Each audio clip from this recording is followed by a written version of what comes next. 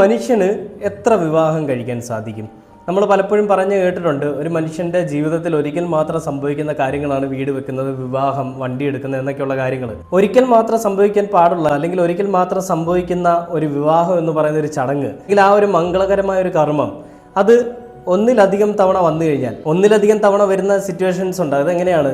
ജീവനോടെ ഇരിക്കുമ്പോൾ നമ്മുടെ ഭാര്യയെ വിട്ടുപോകുമ്പോൾ, അല്ലെങ്കിൽ ഭർത്താവ് മരിച്ചു പോകുമ്പോൾ അവർ വീണ്ടും ഒരു പുനർവിവാഹത്തിന് തയ്യാറാവും. അങ്ങനെയുള്ളൊരു കേസുകളിൽ ഈ പറയുന്ന വിവാഹം ഒന്നോ അതിലധികം തവണയോ നടക്കും. പക്ഷേ ഒരാളെ കല്യാണം കഴിച്ചു കഴിഞ്ഞിട്ട് വീണ്ടും ഒരാളെ കല്യാണം കഴിക്കുന്നു.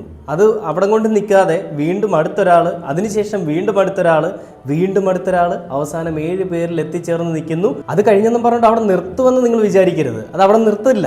അത് 7 പോയതിന് ശേഷം വീണ്ടും 8, 9, 10 എന്നിങ്ങനെ പോകാനായിട്ടുള്ള കൃത്യമായ പ്ലാനിങ്ങും കൃത്യമായിട്ടുള്ള ലക്ഷ്യവും എല്ലാം ഉണ്ടായിരുന്നൊരു വ്യക്തി, രേഷ്മ എന്നാണ് കേട്ടോ പുള്ളിക്കാരിയുടെ പേര്, എറണാകുളം സ്വദേശിയാണ്. അപ്പോൾ 7ാമത്തെ